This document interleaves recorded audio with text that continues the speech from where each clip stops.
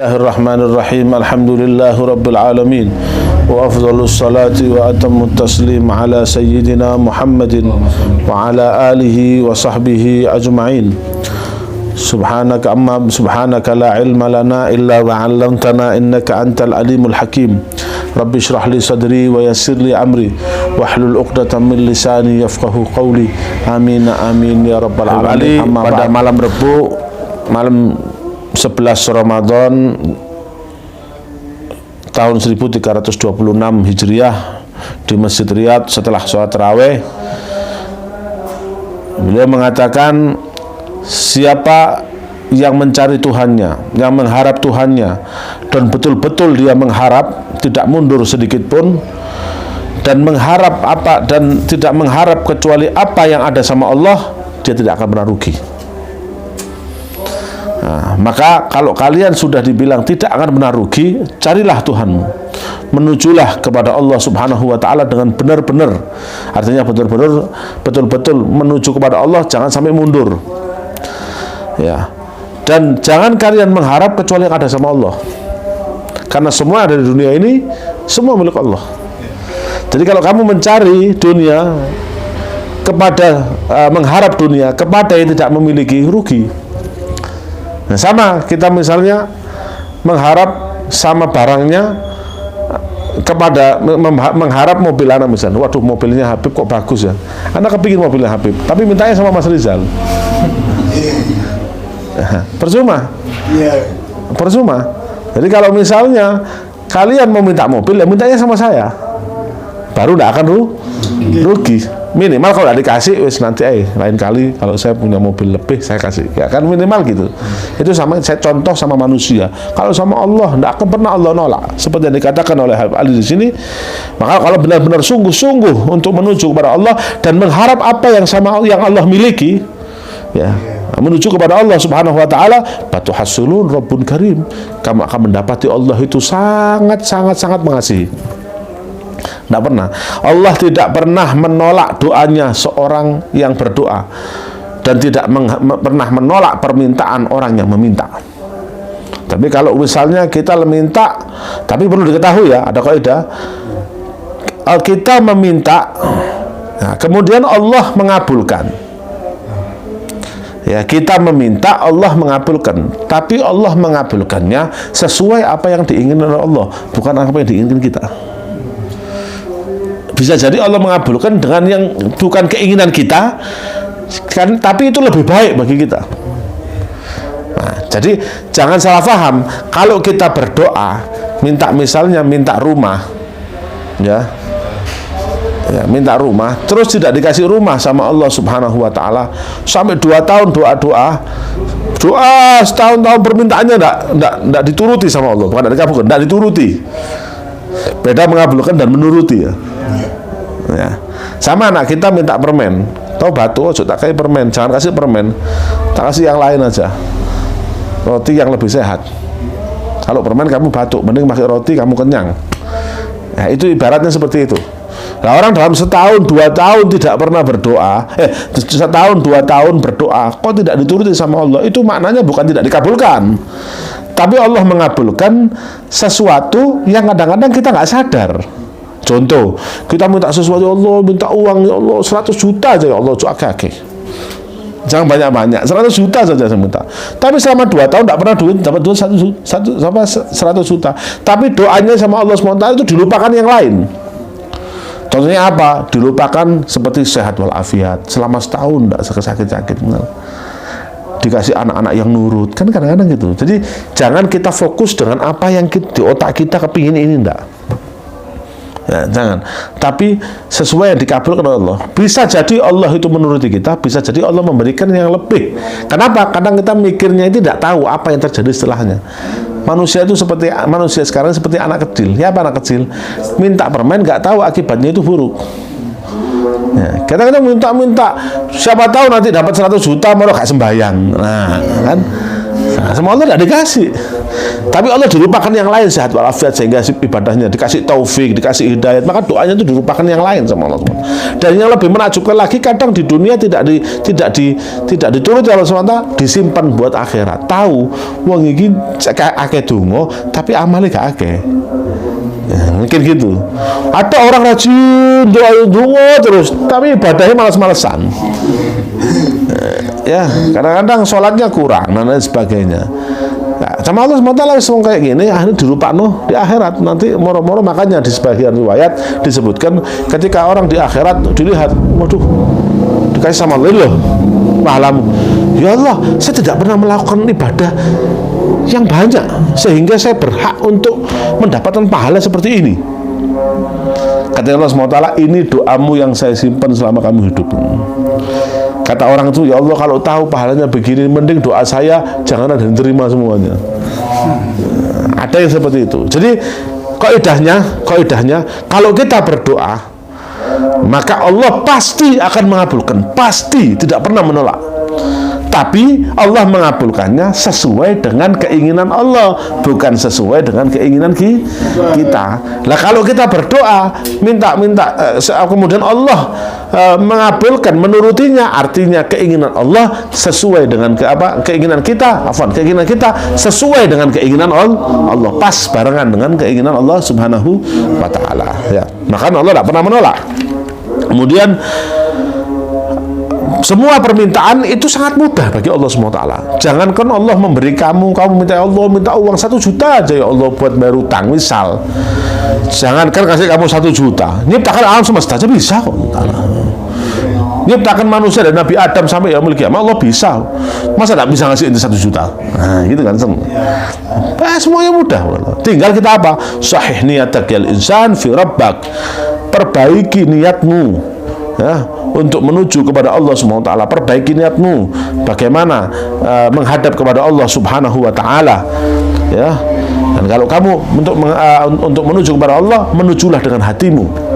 Ya, jadi jangan kamu menuju kepada Allah itu hatimu dulu yang majukan. Artinya apa? Tidak pernah lepas dari ingat kepada Allah Subhanahu wa taala, ya. Wasduq fi khidmatih was'alhul qabul. Kamu tidak usah mikir macam-macam.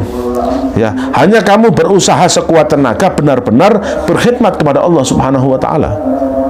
Ya, kamu benar-benar berkhidmat kepada Allah. Makanya Allah Subhanahu wa taala mengatakan kepada dunia, ya dunia, man khadamani fakhdumi. Siapa yang berkhidmat kepadaku, artinya menaati perintahku dan menjauhi laranganku, pokoknya berkhidmat. Kepingin agamanya Allah ini dilakukan sama dirinya sendiri, keluarganya dan orang di sekitarnya. Pokoknya khidmat sama Allah taala. Ya. Katanya kalau ada orang berkhidmat kepada aku, maka kamu jadilah budaknya. Dan sebaliknya, man khadamaki fastakhdimi. Kalau ada orang yang berkhidmat kepadamu wahai dunia, maka jadikan dia budakmu, bukan budakku. Jadikan dia budakmu. Masa. Dan selain kita berkhidmat kepada Allah, kita minta supaya dikabulkan oleh Allah. Misalnya kita berkhidmat kepada Allah dengan sholat tarawih. Ya, sholat tarawih tadi misalnya kita sholat tarawih 20, Allahu Akbar. Selesai sholat tarawih, apa di dalam doa tarawih disebutkan? Allahumma taqabbal minna sholatana wa siyamana wa qiyamana wa qira'atana wa ruku'ana. Subhanallah. Ya Allah, terimalah puasa kami, sholat kami, bacaan Quran kami, doa kami, ya.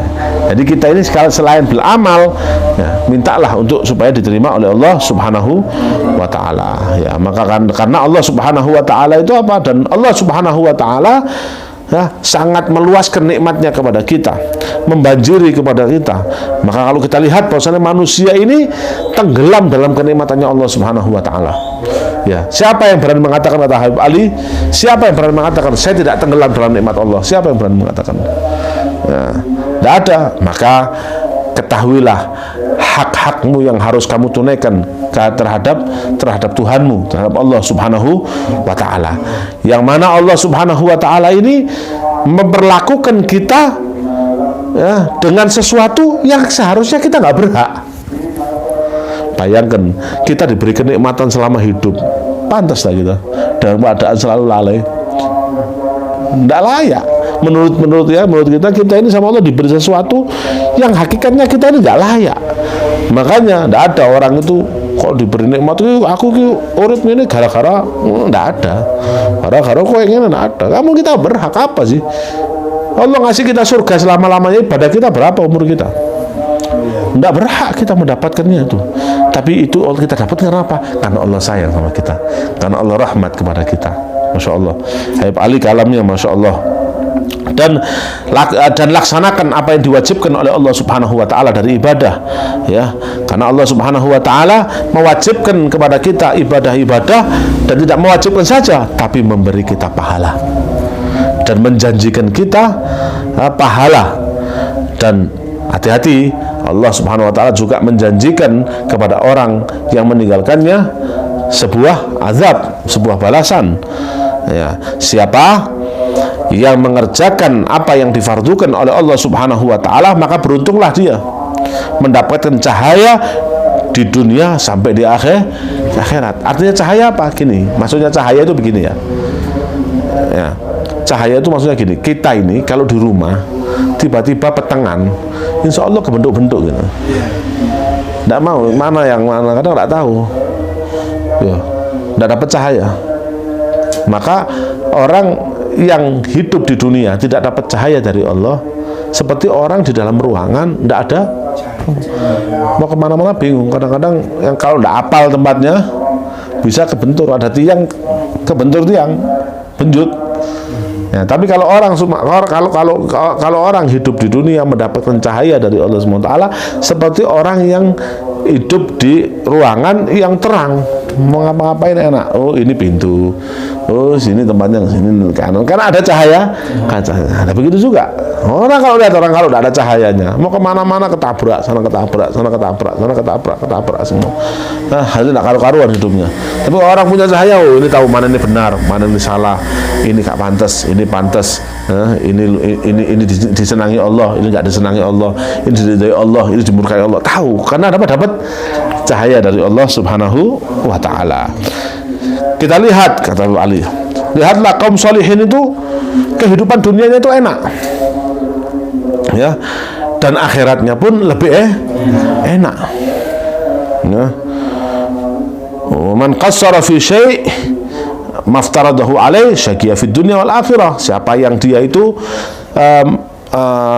malas-malesan dalam mengerjakan ibadah kepada Allah Subhanahu wa taala, fardu-fardunya Allah Subhanahu wa taala, dia akan celaka dunia akhirat. Makanya diceritakan sahabat Hubayb bin Adi, ya, Sayyidina Hubayb bin Adi itu pernah ditawan oleh kaum kafir, sahabat Rasul, ya, ditawan, di penjara, dan ditawan kemudian di penjara.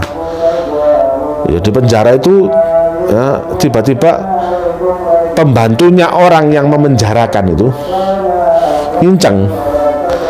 Tiba-tiba Hubayb ini ada apa? Bawa satu renteng, tahu, satu renteng anggur.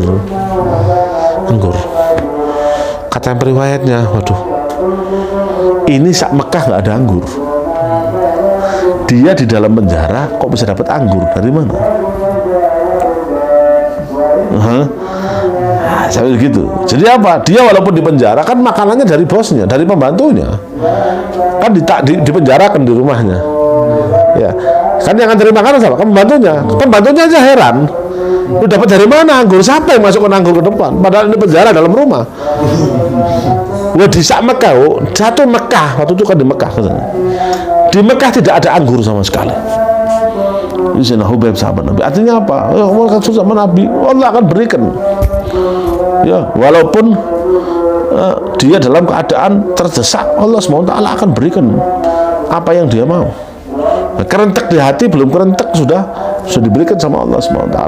Nah, kemudian maka dikatakan di sini, wa kadzalika, Allah di bawah ayat Habib Ali di sini, wa kadzalika najzi man asrafa wa lam yu'min bi ayati rabbih wal adzabul akhirati asyaddu wa ashqa. Jadi Allah menggambarkan, begitulah kami membalas pada orang-orang yang melakukan maksiat tidak beriman dengan ayat-ayat Allah Subhanahu wa taala, maka ketahuilah bahwasanya azab akhirah itu, azab di akhirat itu lebih dahsyat dan lebih kekal.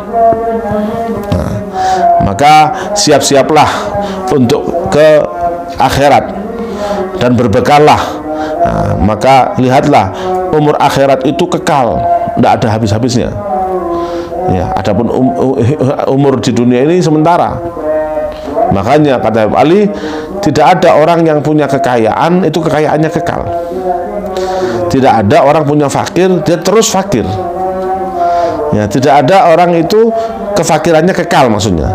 Dan tidak ada orang punya sakit, sakitnya itu kekal. Pasti ada batasan akhirnya. Orang miskin ada batasannya, orang kaya ada batasannya. Ya, semua ada batasannya. Maka cari hanyalah, maka hendaklah kalian itu yang kalian cari hanyalah urusan akhirat. Nah, dan teruslah beramal soleh, ya, teruslah beramal soleh. Kata Habib Ali, sampai kapan engkau wahai manusia dalam kelalaian kepada Allah Subhanahu wa taala? Ya, beliau mengatakan, lihatlah kelalaian itu, ya, kelalaian itu akan menghapus, akan menghilangkan kita untuk untuk digolongkan dengan orang-orang yang dicatat oleh Allah SWT sebagai orang-orang yang baik. Ya, maka beliau membawa ayat itu di akhir kalamnya ini. Beliau membawa ayat, wa ma takunu fi sya'nin wa ma tatlu minhu min Qur'anin wa la ta'maluna min amalin illa kunna 'alaikum syuhuda itufiduna fi. Artinya, kamu dalam keadaan apapun kamu, dan apa yang kamu baca daripada Quran dan apa yang kamu amalkan, kecuali kami memperhatikan, kami melihat. Dan kalau dilihat sama Allah SWT, nah, tidak didiamkan, pasti dibalas oleh Allah SWT.